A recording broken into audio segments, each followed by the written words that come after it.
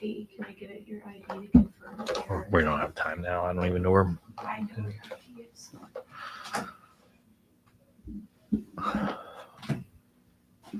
Okay, and we're live. Good morning. Happy Friday.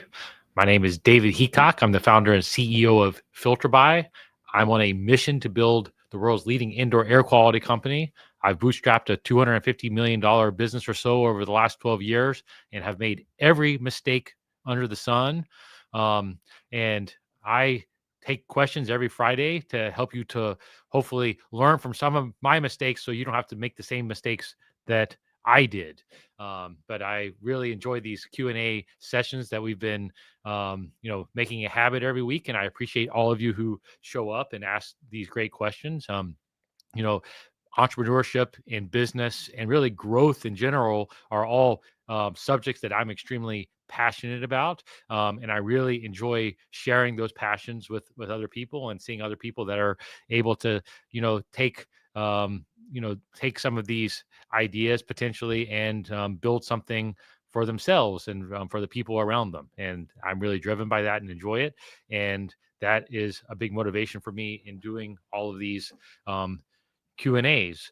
And I think that I'm always told that I would appreciate it if you would hit the like button. As silly as that sounds, it really does help me and the team to grow our distribution and let us know that, hey, this is something that you value and that it's worth us continuing to play with and to do. We're actually putting out a kind of longer form episode tomorrow on my YouTube channel, David FilterBuy on YouTube, where I'm showing a longer week in the life concept about, some of the things that I've been focused on this year. It's hard for me to believe we're already coming up at the end of February. It feels like, we just got started and I have not accomplished enough given where we are, percentage wise through the year. But I am really energized by that and really focused on, reaching our goals this year and my business goals. And I've really had my head down and been grinding and working and not doing as much content creation as I would like, but you will start seeing that what has changed over the next few weeks. We filmed a lot of things that I am really excited about. We actually did a reaction video on Wednesday to a Brian Johnson video about how air pollution is killing us, or our air quality is killing us. And he had some tips that about bettering your indoor air quality, which is obviously something I'm passionate about. And I did a reaction video and added a few other kind of tips of my own that I think are beneficial. So I would highly recommend checking that out if you're into longevity or health focused, or just interested in indoor air quality like I am. But I really enjoy seeing that other people seem to be taking the indoor air quality seriously like I do. And since I'm on a mission to build the world's leading indoor air quality company, for me, the more awareness that people have on the subject, the better off we all are going to be, because it's something I'm certainly passionate about. And you're going to be hearing me talk about a lot more in the future. I'll give a shout out that we actually are live on TikTok for the first time today. It's not words I never thought I would have come out of my mouth, to be honest with you, but we have decided that we are going to start focusing on building our TikTok presence as well. So I appreciate, anybody out there in the ether that's watching on TikTok. I just want to say welcome. I do these Q&As every single Friday at 11 a.m. Eastern, where I take questions, everything business related, and we will try to look at the separate TikTok phone and answer some of your questions as the time goes on. So with that, I guess, Michael, if you want to show us the first question, we will get started. What's happening here? Question for next week. Do you regularly read? And if so, what are your top 3 recommendations and why? Yes, I read a lot. I've always been an avid reader and learner. One thing that I would just say that I've noticed, at least in my own life, and I think it's probably true for a lot of people, is that so much of my reading time and information time does not look like what it used to. I mean, like, I read a lot of books for sure, but there's so much information that's always coming out that is more timely and perhaps more interesting at times, that I find myself spending more of my time, reading either like research articles that come out around indoor air quality stuff, or specific, business ideas that other people are honed in on, or writing about. Um, or quite frankly, I listen to a lot of audiobooks and listen to a lot of podcasts and whatnot, because I'm able to take time, like when I'm driving or when I sauna at night or am doing things that I can't actually physically read a book. I'm able to listen to information, and I'm a big consumer of that. I'm more of an auditory learner than I am a visual learner. But I still do a lot of reading. But in terms of book recommendations, I get this question a lot, and I've answered it a couple of times. In that, like, probably my all time favorite for people that are, looking into entrepreneurship or thinking about life in general, "The War of Art" by Stephen Pressfield is probably my all time favorite, and something that if I'm ever kind of blocked, or I'm thinking for how I want to kind of remotivate myself or whatever the case might be, it's a book that I find myself gravitating to often, and so it's something I pick up a lot. But I'm very much in favor of reading around subjects that I'm interested in, or something that I'm learning about. So, like last year, for instance, I went on a big journey about business operating systems. It was something that I really wanted to have a better framework and build my own framework for what a business operating system, or an ideal business operating system, would look like. And there have been a lot of books written about it. So you have Traction. I don't remember the author, but the name is book is Traction, or The Rockefeller Habits, and books like in that genre, that if I was thinking about organizational development, it's something that I go back to those books quite often when I'm struggling maybe with something, or thinking about what is my how am I going to solve a problem, or how I'm going to hire for a problem, or whatnot. Those are books that are evergreen for me, that I go back to often. And then if I think about, kind of other inspirational or just interesting historical books, like I enjoyed reading Titan about Rockefeller. I finished that a couple of months ago. That's a big book, and I mostly listened to it actually when I was driving over a week or two. But um, I really enjoy going back to books like that a lot, or Snowball, the book written about Warren Buffett, is another one that I very much enjoyed and found a lot of wisdom in, and I go back to often. Or you have Poor Charlie's Almanac, actually written by Charlie Munger, or a lot of his kind of Charlie Mungerisms, that I find to be very, very inspirational and helpful, and just a reminder of first principles thinking, and the thinking about that.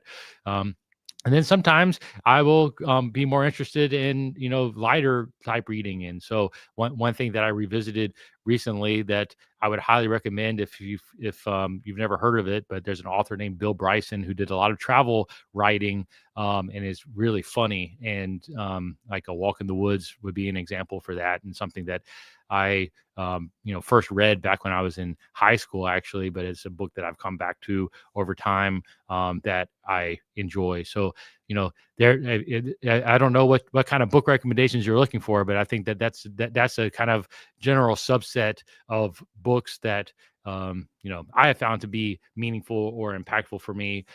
But generally, I find that I like when I'm struggling with something, or I'm trying to figure something out, my reading will be dictated on that. So like I will go and buy like a whole subset of books on a particular subject, like I did on the business operating system, for instance, and or like management or hiring or whatever it is that I'm kind of thinking about or struggling with. I'll just go and pick up 3 or 4 on Amazon, and read kind of through them quickly, and then figure out which ones spoke to me the most, and maybe do a deeper dive with them. That's generally my process when it comes to reading, and it's something that I'm constantly doing, both through books and through other types of information.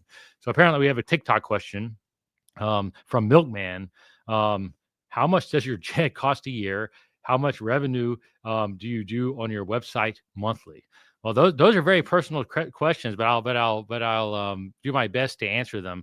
The jet question is a surprisingly hard one to answer because it really depends on how many maintenance events and and how many hours you're using it and that kind of stuff. But in general, a good rule of thumb is that a jet, like in my class, is going to cost you about $10,000 an hour to run. So like the $10,000 an hour number is really what you would want to be thinking about. And I will go use it anywhere from 150 to 200 hours a year on average. So it just depends year to year. But like that number can go up or it can go down based off of maintenance events and other unknown type things. I mean, that's one of the things that people oftentimes don't tell you about plane ownership, actually, is that there's so much unknown to it, and a lot of the numbers that people actually quote when they're trying to sell you something are not really realistic in reality. And it's something that I may do a longer thing on at some point if people are really interested. I don't know it's the most relatable thing. It's something that you can only justify, in my opinion, if you really have lots of business interest throughout the US or throughout the world. If you have a bigger plane, I guess, that require your attention quite often, which is my situation. I mean, I couldn't get to a lot of the places that I do in a week without it. So like it's kind of it's a necessity, not a luxury. I think that anybody that's actually going to buy one needs to look at it that way. I mean, I actually, like, when I am traveling, I feel a lot of pressure to make sure that I am being productive and actually using it for productive use and things that are going to push the business forward.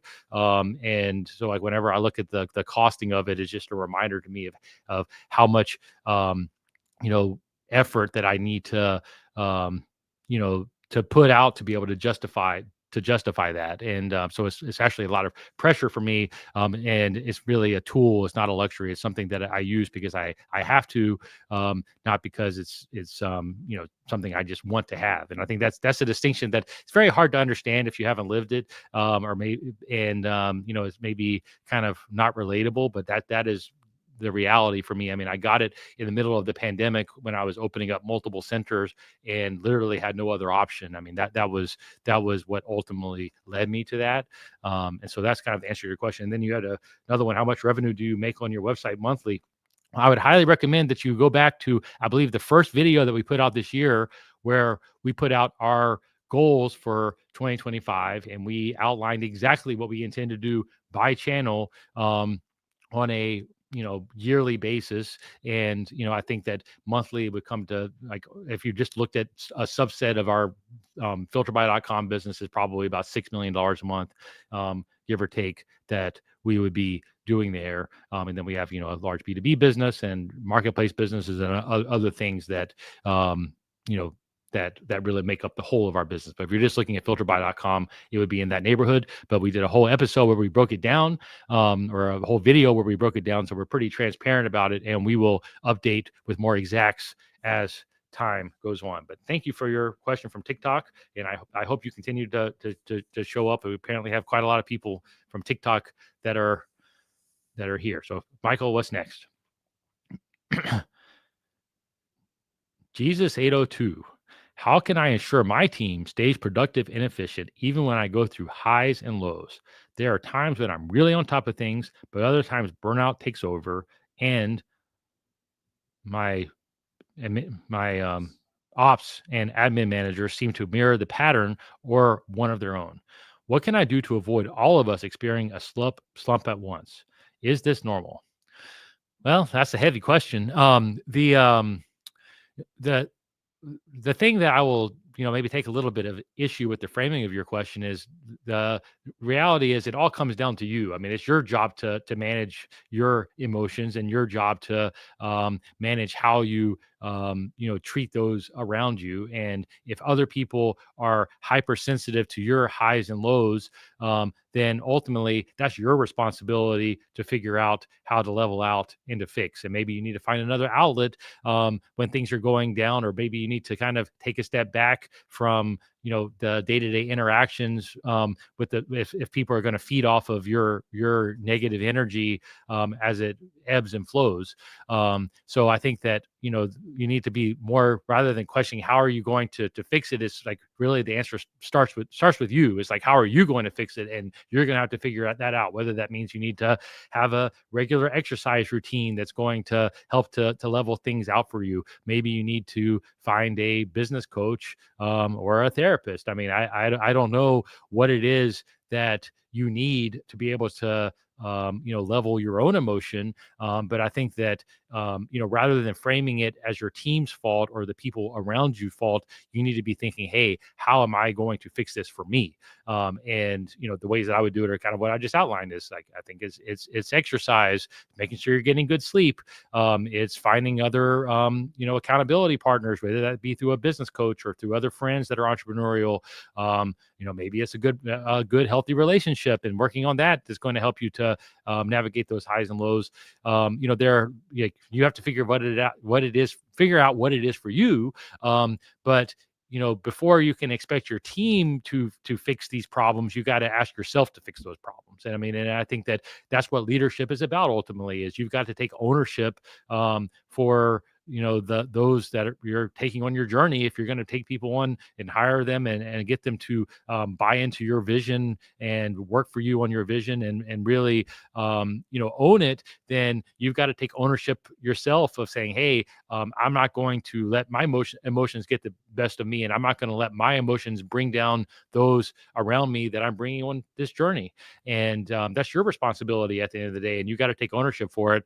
And so it's like, you should be asking yourself, how can I mitigate those lows in this case and mitigate those highs? I mean, the highs can be equally destructive, because if people kind of get in la land and are think they can do no harm, they can oftentimes get over their skis, so to speak, and get into situations that are not advisable. So the highs can be just as dangerous as the lows, in my opinion.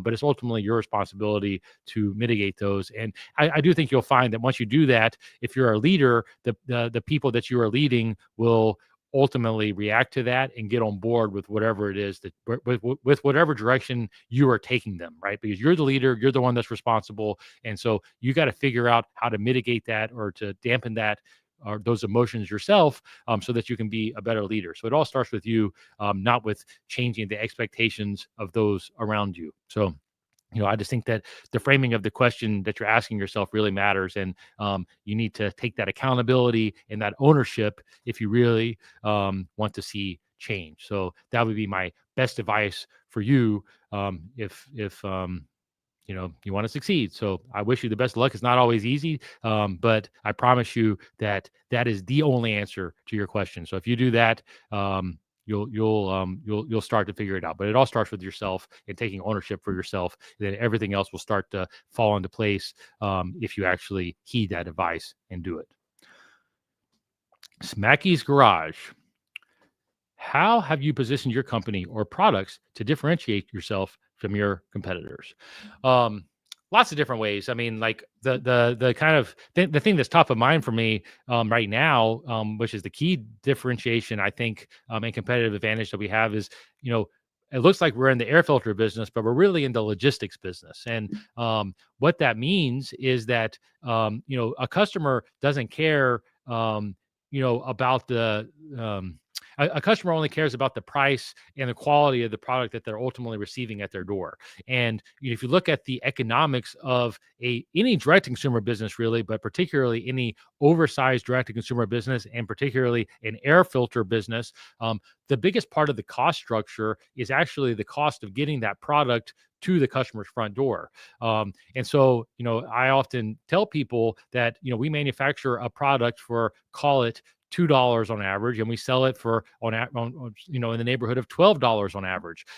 Unfortunately, that's not just all profit. That the world just doesn't work that way. There's a huge cost structure in the actual delivery piece of getting that product to the end customer. And so the competitive advantage that we have carved out over the years is we've gotten a lot of scale in that market of where we have a lot of distribution centers and a lot of manufacturing centers that are geographically distributed that allow us to manufacture a product and then deliver it directly to an end user in a small subset of the US very cost effectively and competitively. And most of our competitors work through traditional distribution models where they take a product, they send it to one vendor, whether that be a Walmart or an Amazon or a Lowe's or any retailer.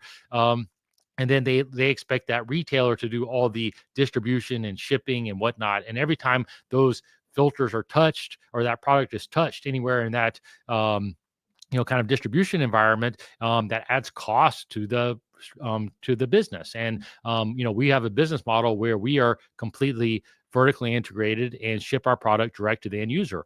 What does that allow us to do? Well, it allows us to have a higher quality product because we do not have to cut the corners that a lot of the bigger companies do, in my opinion, to take out like the little bit of cost from the manufacturing process, because it's such a big portion of their profit margin, because they're in a completely different business.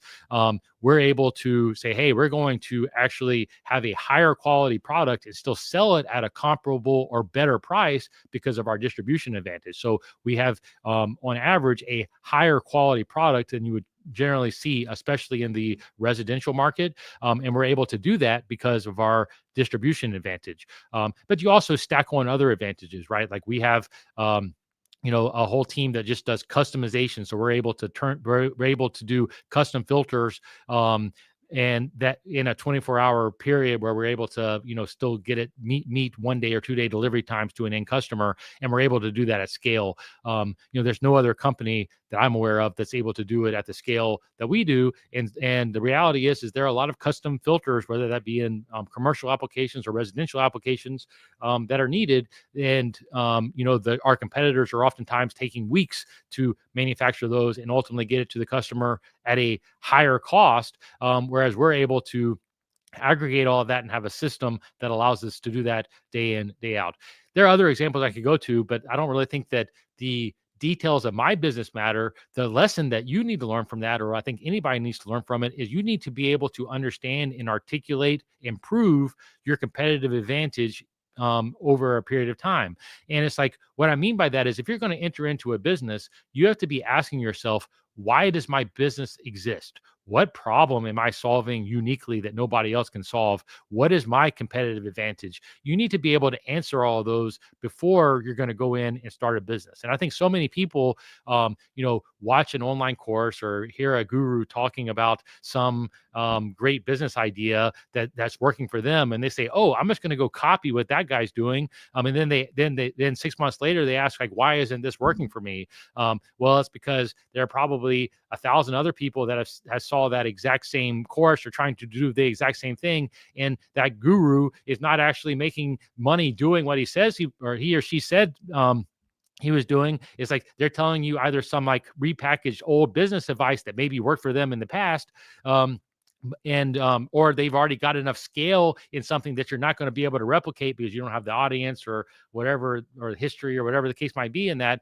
And so it's easy for them to go out and talk about it and show some kind of success, but it's really kind of a false flag in that it's not going to be helpful for you if you go and you replicate it. You're going to find that you actually don't have a competitive advantage, that you're just copying what somebody else does. And that's the mistake that just so many people make. I see it over and over and over again. And quite frankly, I've made that mistake many times where I like see something, I'm like, oh, that's cool, that should work. I'm just going to copy what that person does, and then I'll try it for a while, and I realize, this doesn't work in the way that I thought or he described or whatever the case might be. And so what the answer always is to go out and find, okay, what is my competitive advantage? What do I uniquely have to offer to this, to the world, and like maybe that takes some time and that takes experience. That's why I always recommend, if you're young, if you're early in your career, go out and get experience, and don't rush into doing something, because if you rush into doing something, then you're going to be stuck oftentimes just kind of chasing what other people are doing, because you don't have any context and you don't have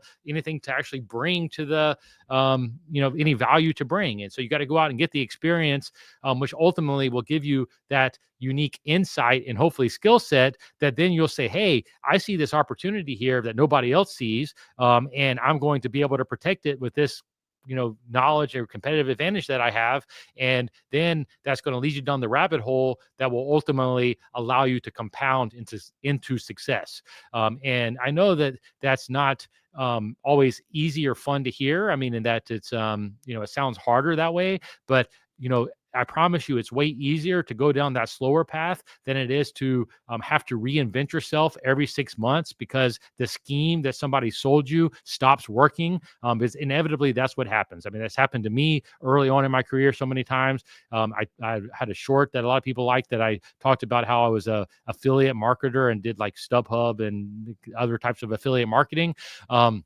And that worked for 6 months. I made a lot of money, and then over time, you see it starts to work less and less and less, and then one day it doesn't work at all, and you're like, oh, okay, now I've got to reinvent myself again.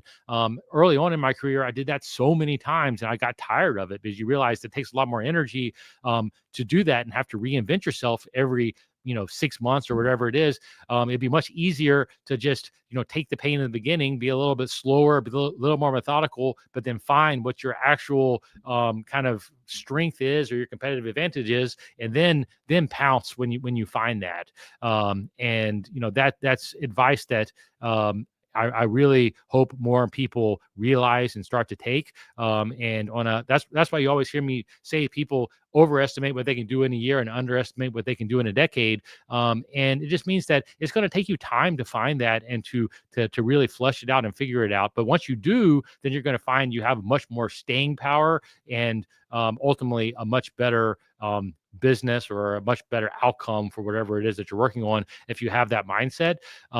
And that's oftentimes you're not going to find the playbook for that somewhere online. You can find the the kind of first principles thinking, the thought process behind it, which is what I hope to deliver with this channel, is helping people to think through, like, how do you think through problems? How do you overcome problems? How do you find your competitive advantage, all of these types of things. There are fundamental truths there that you need to understand and you need to go and figure out.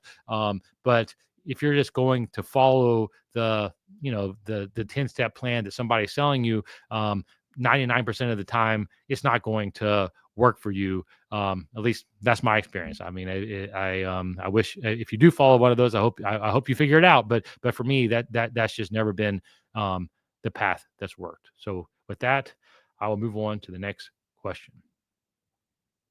6 red pandas. Something I want to know more about is your HVAC company that you're working on. Just wondering more about the lead side of things. How do you generate leads, stand out from other customers, etc.? Good question. And if I'm honest with you, it's not something that I would say I'm the world's expert at. And I don't spend as much time day to day in the HVAC service part of our business. But the competitive advantage that we have there, you have to remember, is we have 8.5 million or so end customers that we have some relationship with, that we have sold filters to in the past. And so a lot of our lead generation strategies are actually marketing to existing filter buy customers. I mean, that's part of the competitive advantage that I think that we bring to that HVAC service market, is that by definition, anyone that has a pleated air filter and is changing it has an HVAC system, and they likely are trying to take care of it because if you're changing your air filter, is something that you're investing in. So those are kind of like the best leads for us in that world. The other thing that we've rolled out this year, that we're kind of doing a website redesign in our HVAC solutions space that will hopefully roll out in the next couple of weeks, and we're really going to start promoting this in a big way. But we've launched what we call the HVAC Care Plan, and we actually, for $1 a month for the first year, we'll give you an HVAC Care Plan that we're delivering somewhere in the neighborhood of $200 of value in terms of a routine maintenance inspection, and some other things I don't want to say what they are and get them wrong and have you holding me to it. But basically, we're delivering a lot of value for that dollar a month.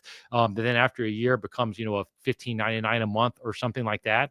But that is really our kind of long-term lead magnet that we intend to go out with HVAC solutions. With my theory being, we want to give as much value as possible to our customers to earn their business, earn their trust, so that when they need to replace their unit or they have a problem, that we're the first place that they call. And I kind of view it as our care plans being like the Amazon Prime equivalent for your HVAC system. That's the whole concept behind it, is that like I want it to be such a good value for you as a consumer that you would be irresponsible not signing up for one of our HVAC care plans. And so that's something you're going to be seeing a lot more from us. We've already rolled it out. If you're in South Florida, for instance, and you want to take care of your HVAC unit for $1 a month, come sign up for a HVAC care plan, and it's honestly the best value you're going to find. One thing we've noticed in our marketing and our lead generation, I actually heard yesterday, is that we're giving such a good offer that people almost don't believe it. It's like too good to be true. So we've kind of had to struggle with that kind of concept, because people see it and they're like, oh, no way they're actually doing it. But we are. I mean, like we're actually delivering the value that we say, which, like I said, would cost you about $200 a year. And we're doing that for $12 for the first year, really just to earn our customers' trust in our customers' business. And my theory, and over time we'll see if this actually works or not. I mean, and I can't sit here today and tell you that 100% this works, but my theory is, if I'm spending $200, I would much rather give that to the customer that I'm trying to earn their trust than give it to Google or Yelp or whatever the lead generation is. Because like if you look at like the average cost of a lead for an HVAC company, it's in that $150 to $200 range. I mean, it depends on the service, so there's a wide dispersion. But it would be in that order of magnitude, and that money is going to advertising companies like Google, for instance, which we do some advertising through them. But my bet and my belief, and part of the reason I'm doing all this content to let people know about it, is that I would rather take that $200, not give it to Google, but give it to my customers or my potential customers or the existing Filter by customers that we already have a relationship with, and use that as an opportunity to earn their trust, earn their business. So when they actually do need us because their HVAC system is having a problem, or they want a UV light installed, or they need their ducts cleaned, or their dryer vent cleaned, whatever it is that they need, that we become their default provider, because they trust us and they know that we've put our money where our mouth is and given them that value up front. And so that HVAC care plan is that kind of the cornerstone for our HVAC service business, in our lead generation around that. And so that's where we're really putting our kind of money is behind that, and generating leads and whatnot from that, but oftentimes using the 8.5 million or so Filter by customers that we have. Keeping in mind that we're only currently doing this in South Florida and in Orlando. We actually launched in Orlando a month and a half or two months ago. My intention is to take that nationwide. And I'll use this as a plug. Like in the next couple of weeks, I'm going to launch filterbyventures.com, which is like the holding company that does everything Filter by related. And one of my goals with that is actually to partner with HVAC service businesses throughout the country, where we buy an equity stake or a majority stake in a business, but we kind of help that business to really grow quickly using our lead generation, our care plans, and whatnot on the back of it. And our best practices in terms of service and all of those things.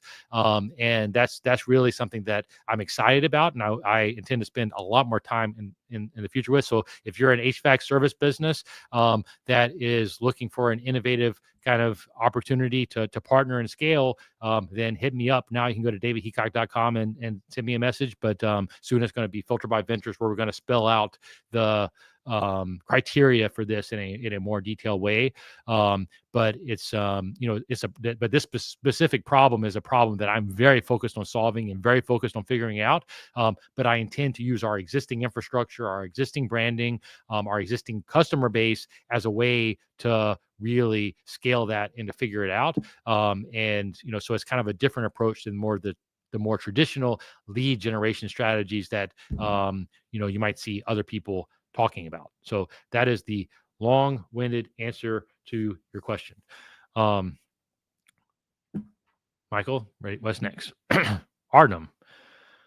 What key financial metrics do you track most closely?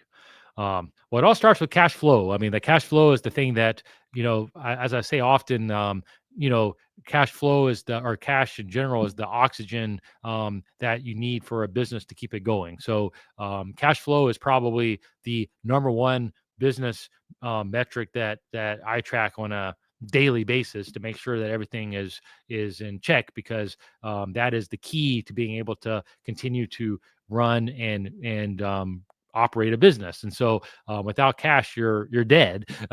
Just like without oxygen, you're dead. So cash flow is the number one factor for any business, in my opinion, particularly if you're bootstrapped. And ironically, like a lot of these venture capital businesses that end up raising a lot of money don't pay enough attention to their cash flow because they have so much cash. They come from in a place of abundance in the beginning, and then they wake up one day and they magically have a cash flow problem. They don't understand why or where all the money went. And I think it's because that kind of that having that abundance of cash in the beginning of these kind of startups, I think creates a lot of bad habits, actually, that when you're cash constrained, you can't afford to build those bad habits. And so when you're bootstrapping a business, as I have, you spend most of your life cash constrained, and that's just the reality. So cash flow is the number one metric that I think about daily and look at daily. But then the other financial metrics that ultimately matter to me end up being, revenue, gross margins, and overhead expense. I mean, those are like or really I should say sales and marketing expense. I mean, those are like the three things that, we track very closely on a monthly basis to make sure that we're on track. Like, are we performing in the way that we expected? So we have revenue targets, we have gross margin targets, we have sales and marketing targets, as well as general overhead targets. The general overhead oftentimes is stickier, in that you have to control that over like a year-long period, make sure that you're right size compared to whatever your revenue targets and whatnot are, but you don't have as much day-to-day ability to impact that. Whereas like between the gross margin numbers, you may have to adjust pricing or whatnot as things, inputs change. So that's something that you have to make sure that you're monitoring on a month-to-month basis, as well as your sales and marketing, because especially when you're doing lots of internet marketing, like we do, you're able to increase budgets very quickly and decrease budgets very quickly, and making sure that all of those things are in line is something that you need to be monitoring on a very regular basis, and I do. So at a high level, those are the things that ultimately matter. And kind of I plugged it earlier this year, but I think that we kind of published our overall planning and how we did planning for this year particularly, and ultimately we built a budget, a financial model for the whole year, with each of those inputs lined out. So like and like what actually makes up those inputs for our gross margin, for like marketing expense, for our general overhead expense, and all the components that add up to that.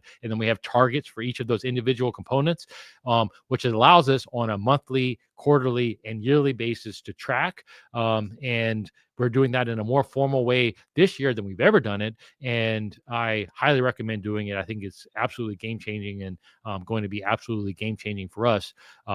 But ultimately, that's how I think about it at a high level. So hopefully that helps. Ivan Akbar. Morning, David. From the top, how do you spot junior talent with your company worth for early promotion? Any specific traits? I mean, I think we're historically pretty good about, elevating and hiring from within as much as possible. Ultimately, it's people who take initiative, right? I mean, and people that really care and really understand the business and have a bias to action. I mean, like you hear me talk about a bias to action all the time. That's probably the number one thing, in my opinion. I mean, there are two types of people. There are people that wait for life to happen to them, and people that go out and make life happen for them. And I want people with the latter, because we move quickly, and we don't. Things are constantly changing. There's oftentimes chaos when you're trying to build something big, or you're trying to really go out and make big things happen. Um, and that's just reality. And so people that have a bias to action and are problem solvers are the people that are always going to be the most successful in that type of an environment. And I intend to maintain a high growth, high pressure environment, because that's what's fun for me. I like to continue to grow, continue to build, continue to do bigger and bigger things. And so the people that are successful in helping me to do that are going to be the people that have a bias to action, are figuring things out, are self-starters, that are problem solvers. And those are the traits that ultimately are going to differentiate those that really excel versus those that don't, in my opinion. And anytime I see people that have that, regardless of where kind of they are, like, I'm going to continue to give them opportunity to grow and to push, as much as their abilities allow. The other thing that I would just recommend, just say on this, because I've kind of made this mistake sometimes in the past, but like, you don't want to like let people get too far ahead of themselves too quickly. I mean, I think we like sometimes one trait that I certainly have, but I think a lot of people that have a strong bias to action have, is like they want to just take on everything at once, and just they always say more, more, more, more, more. But we all have our limits, and I think that I've learned the hard way that when mentoring younger people or bringing other people along, that it's fine to move fast, but you can't let them move too fast, or get just elevate them into a position that they're just not yet equipped to handle. And early on, especially, I made this mistake a few times where I would elevate somebody that was a really hard worker, that had the bias to action, had all those great skills, but maybe didn't have the managerial skills or the ability to deal with people in a way that you need if you're really going to elevate and kind of continue to grow in a larger and larger organization. And by me elevating them too quickly, it ultimately put us in a position where we had no choice but to essentially part ways or significantly demote them. And nobody ever wants to be demoted. Once you raise them, you're kind of stuck keeping them at that level, because they always view themselves at that level, even if they're not capable of handling it. And so, I just say that there is a balancing act, and I've become a little bit more cautious, not because like I always am looking for ways to elevate and grow and to bring people along on that journey. I just know that sometimes you have to be a little bit careful about doing it too quickly before they're really prepared, or you haven't maybe trained them correctly for it, or you haven't given them the support that they need for it, because you can sometimes set people up that are well-meaning to fail because they're just not ready for whatever it is you've elevated them into. I've made that mistake a couple of times, and it's always sad. Like it makes me feel like I failed. Realistically, I have failed when that's happened, because you elevate somebody into something that they're just not capable of, and then they see themselves as that, and then you have to ultimately part ways, and they kind of sometimes can struggle thereafter. And so it's something that I'm a big believer in, elevating people, bringing people along, letting people grow, but you just have to have awareness around the fact that you can grow or elevate too fast, and that can have negative consequences if you're not careful. And so that's a lesson that I've learned, that just you need to think about whenever you're doing it. But growth minded, bias to action, problem solver, those are all traits that at least in my opinion, if you want to be successful, you got to have, and traits that I value very highly above all else. Michael, what's next? Ben, simplest name of the day. I appreciate that. When making the decision to start broadcasting your story on YouTube, what key hires did you make to assist you? Did you use existing people within your marketing team or hire new talent? Well, hire new talent, and some of them are sitting around me today, so I better be careful about what I say. This is a completely new journey for me and for Filter By. We've never done anything like this, so I had no choice but to go out and figure it out, and we're still figuring it out, to be honest with you. And like, if you look at tomorrow we're putting out a video that I really like, and I highly recommend you watch. We may be changing the go live time until later in the afternoon based on metrics, just FYI. So if you don't see it right at 9 o'clock, don't think I abandoned you. We are in fact publishing probably just at 1 o'clock or something in the afternoon.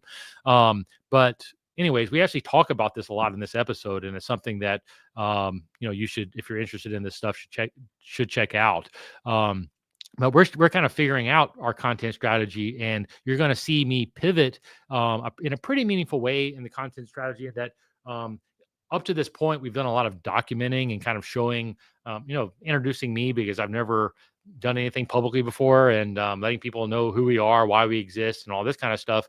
But I'm really going to start moving into more of a educational type of content, because what my challenge for myself and for my team is to figure out a way to give as much value as realistically possible for free about building a business or anything entrepreneurship related.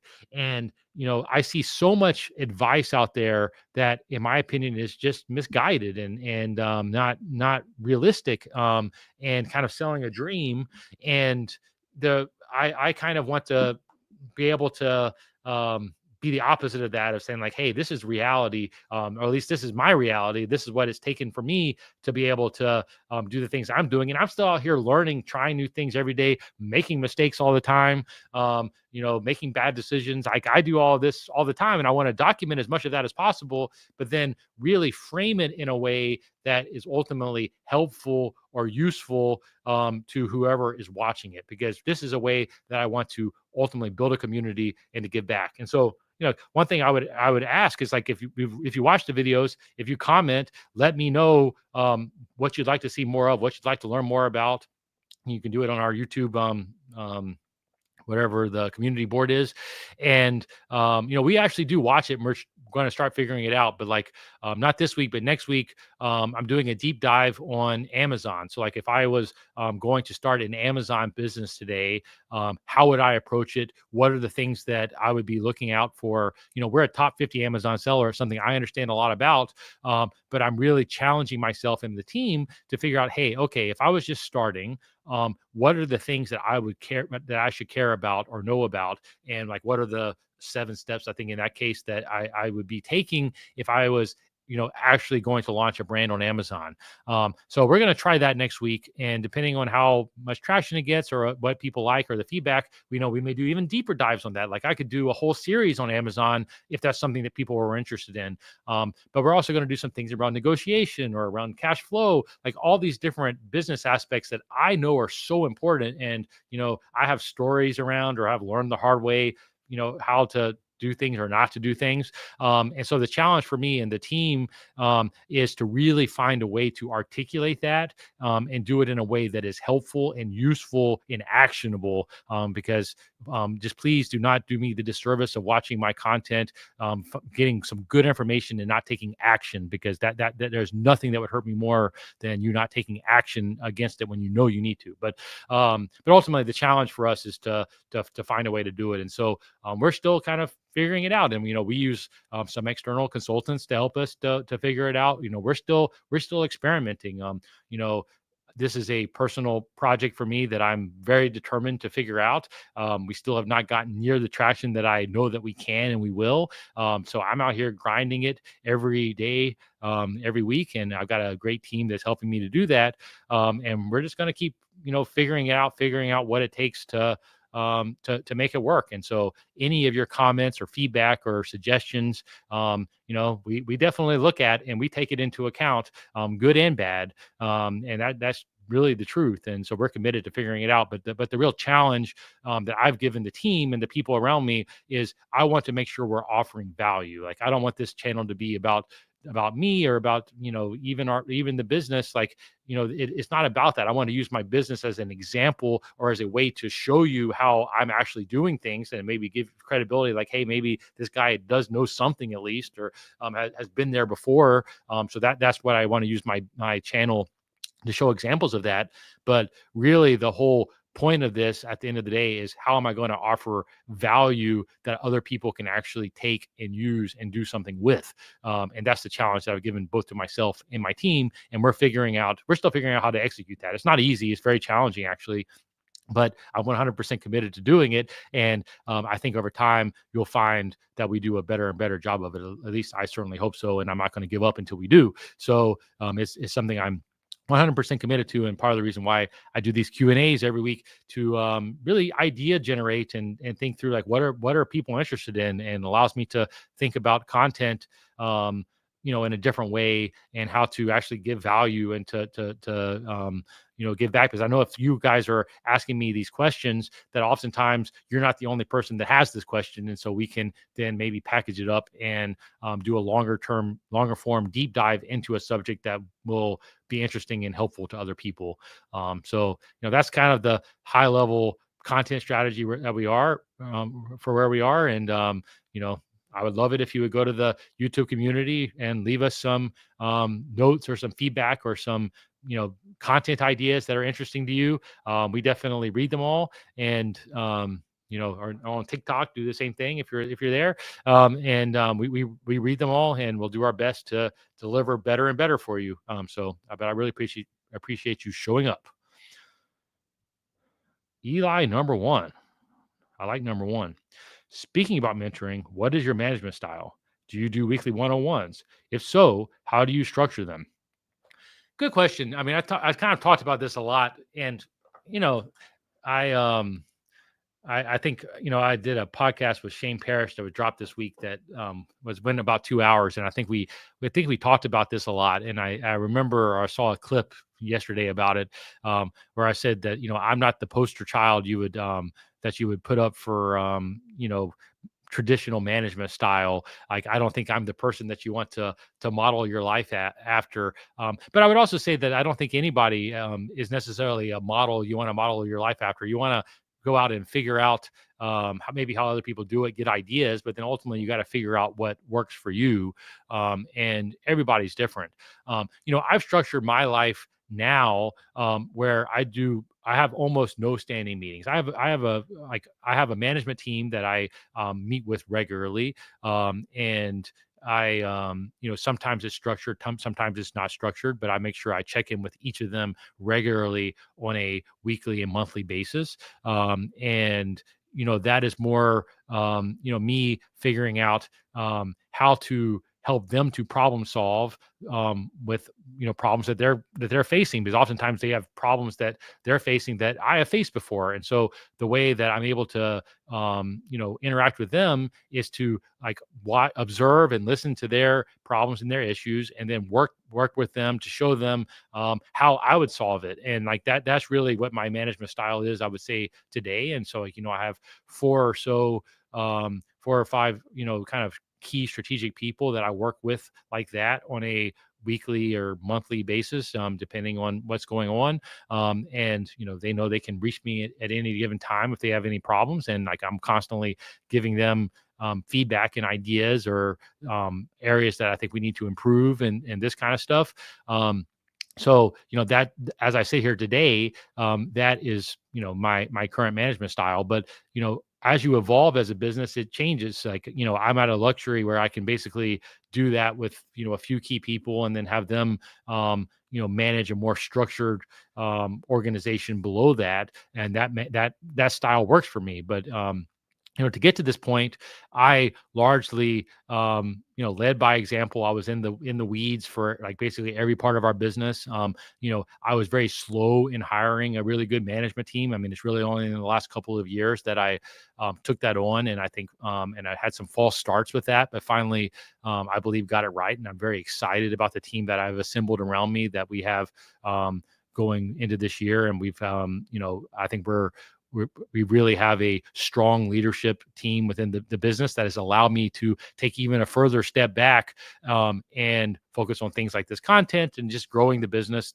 and partnerships and whatnot, which is where I want to be spending more and more of my time. So I actually do less time managing people than I ever have. And that's important to me, but I've structured my life and my business in a way that I'm able to do that. But also, I feel the responsibility now to help each of those people within my team to meet their goals and objectives for this year. So like my job is kind of the problem solver within that. Is like, they all know, I hope and I believe that if they have a problem that they cannot solve on their own, that I'm their first call. I'm the one that helps them to solve that problem. And so, different people or different teams will get different levels of attention based off of how many, what kind of problems we're having, or what are the biggest levers that we as a business have to pull. And so as the year goes on, I will spend the time that I will spend with certain teams or certain people will ebb and flow just naturally based off of what are the highest impact areas that I uniquely am suited to help with. And so I'm constantly thinking about those leverage points. Like, where do I have the leverage points to, get extract the most value this week? And that is the team, or the set of people that are going to be getting the most attention from me, because that's where I have the highest impact. So it really varies for me on a week to week or month to month basis. And I enjoy that, but it's also kind of stressful sometimes, because I'm always the one that's dealing with the biggest problems of the business. But that is really my job at the end of the day, is to support people when we have problems that they need the most support on. And so like that, it just varies from time to time where that energy needs to go. And so sometimes if things are going really smoothly in an area, I may spend very little time with the person in that area. And ironically, that's probably a sign that things are going really well, because they're not taking a ton of attention. And it makes no sense for me to spend a ton of my time and energy in an area that is, going smoothly, right? Because, that shouldn't be taking my energy or attention away from the things that I need to be focused on. So it ebbs and flows, and that's what works for me. But I'm sure you could find any other number of management styles that can work. You ultimately got to find what works for you, because that's all that matters. So hope that helps. Deep locator. Are you going to harness AI and disruption by creating a team of 3 to 5 people that can now do the work of 100 to create $1 billion digital media venture? I mean, if it's that easy, then yes, sounds great. You might need to send me this may be one of the few examples. Like, if you show me the how-to guide and it makes sense, maybe I'll follow it. You know, I but my guess is, if you had the how-to to do that, you maybe wouldn't be leaving a comment on my YouTube video. I don't know. But in all seriousness, what I would say is I am absolutely blown away with what is coming with AI. And anybody that has been around me in the last month knows that this is my complete and absolute obsession. And pretty soon, the world is going to be bifurcated between the winners that are, using AI to enhance their business or enhance their productivity, and then the people that don't. And the people that don't are going to be left behind. And so no matter who you are, where you are in your career, whether you're starting a business, you're running a business, or you're working for a business, you need to be thinking, how can I use AI to make myself more productive? Because those are the people that are going to still have jobs 1 year, 2 years, 5 years down the road.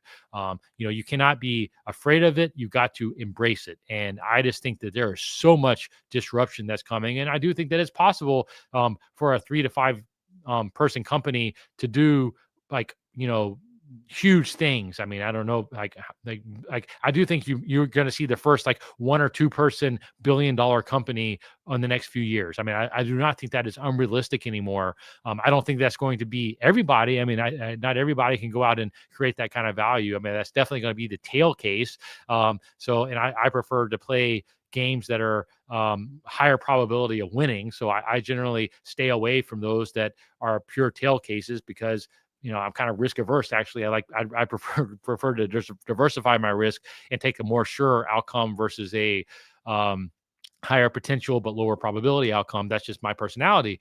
But I absolutely do believe what you're saying is possible. Like, I'm kind of made fun of it, but like I do not doubt that there will be somebody or some, small group of people that are able to go out and do that. I don't know that I am that person, but I do believe that AI and the stuff that's coming with AI is absolutely going to change how we all do work. And I see it. I see it in a major way already. And I spend probably 3 hours a day tinkering or doing things with AI as it relates to my business. And I only see that accelerating. And I think that the people that ultimately do well within our business and within any other business are going to be the people that embrace that, figure it out, and really use it to make things happen much quicker than they would have been able to historically, much quicker and cheaper than they would have been able to historically. So the winners are the people that are going to go figure that out, act on it, and do it.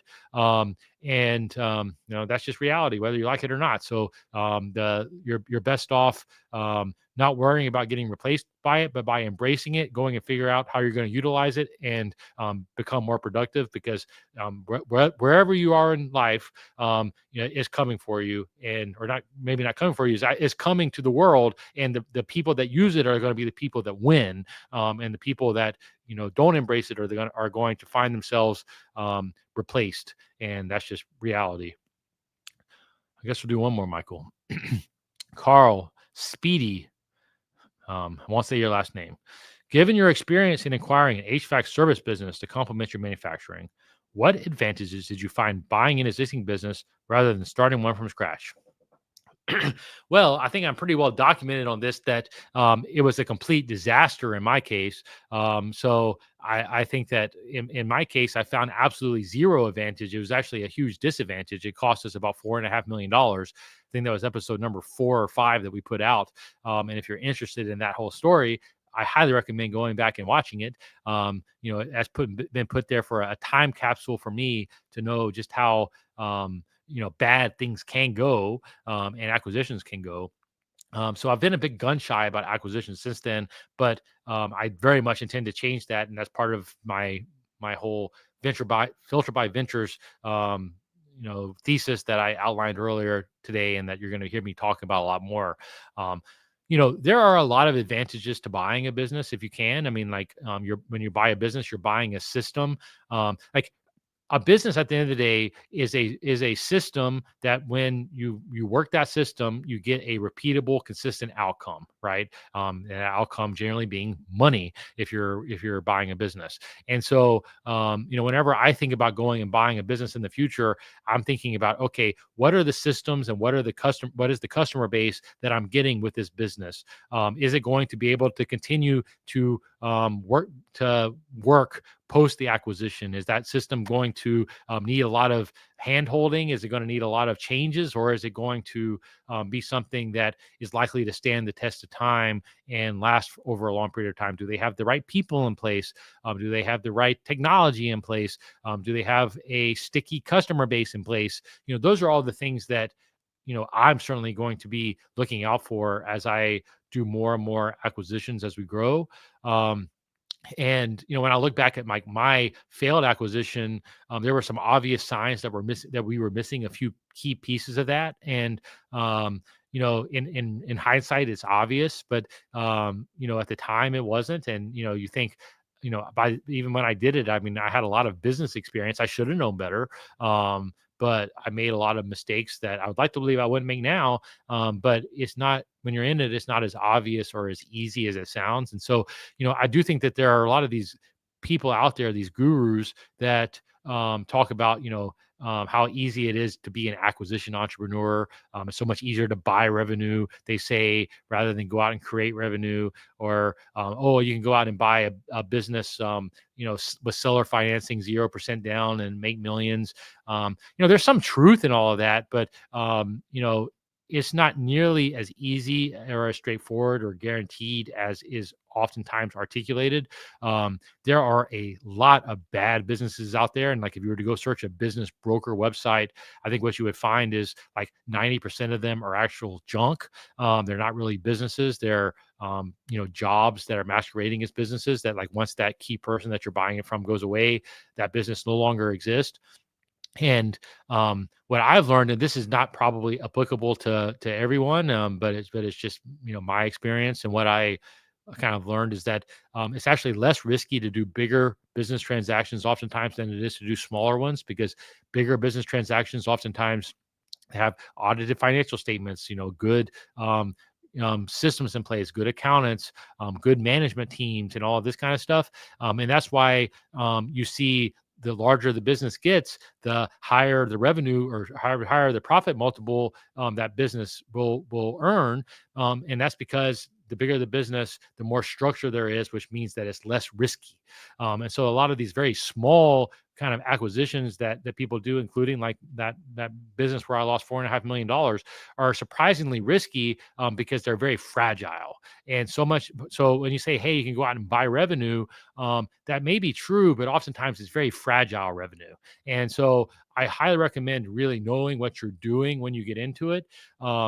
And like in the HVAC space, part of the reason why we have not done another acquisition yet, although I intend to, and especially want to partner with Filter by Ventures to do more HVAC business acquisitions.